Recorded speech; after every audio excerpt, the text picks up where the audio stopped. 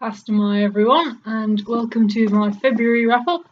It's going to be pretty quick today because I'm not sure how much time I have. So we're going to get started right now. The first book that I read was The Fifth Season by N.K. Jemisin, and this is absolutely amazing. It's one of those fantasy works where you suddenly realise how everything else that you've read is basically all exactly the same, because the characters are diverse, the setting is really diverse and interesting, and when I say diverse, I don't just mean racially, I mean it covers everything. This is a really great book, and I'm going to recommend it to everyone that I can possibly find, and possibly buy it for people unexpectedly. And it is already a nominee for Book of the Year 2016. So definitely read this. Moving on at high speed. The next book was Shipwrecks by Akira Yoshimura. It's a very short book, and I didn't particularly like this as much actually, because you can see what's going to happen from quite early on. So you're not exactly surprised by what happens.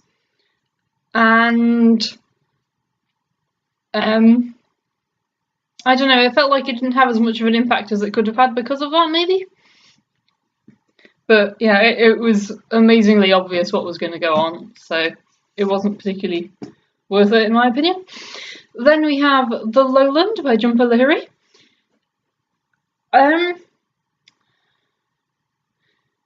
This is sort of a book about the way that a secret can tear a family apart, even if only one person knows that secret. So it was quite interesting and quite well done, and I like the symbolism in it. Yeah, it was pretty good. Fourth book now, Giovanni's Room by James Baldwin. This is another one of the classic works of gay literature. Now,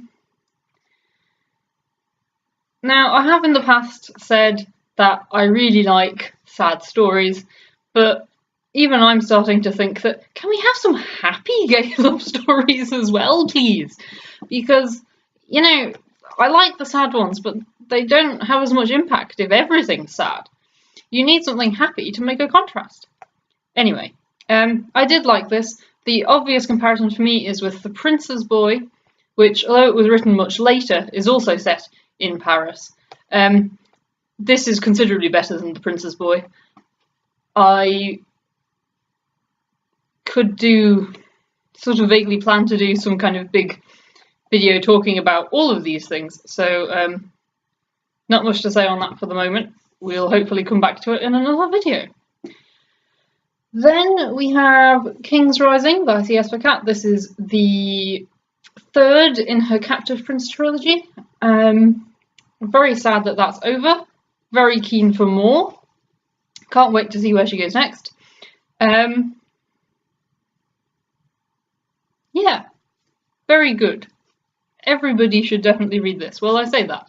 Maybe some people shouldn't. But most people should. Yes.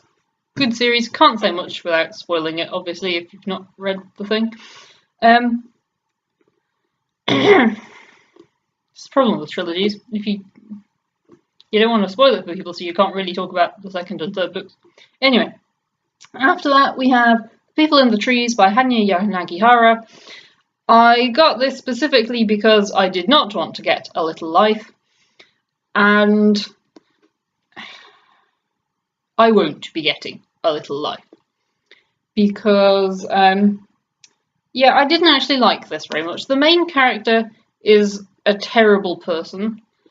You're not meant to like him, but even so, I disliked him quite a lot, and I felt like there wasn't very much about this book that was particularly redeeming. I mean, I read The Kindly Ones, which is also all about a really terrible character, but apparently I'm prepared to put up with horrible things. I mean, I guess it's what you're interested in, and the stuff in this is not really what I'm interested in. The first time that he was on the island, that was very interesting.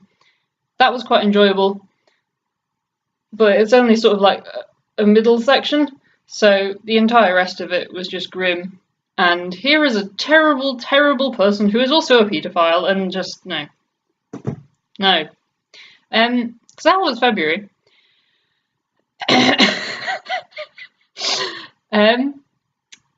Hopefully March will be more varied and interesting and better.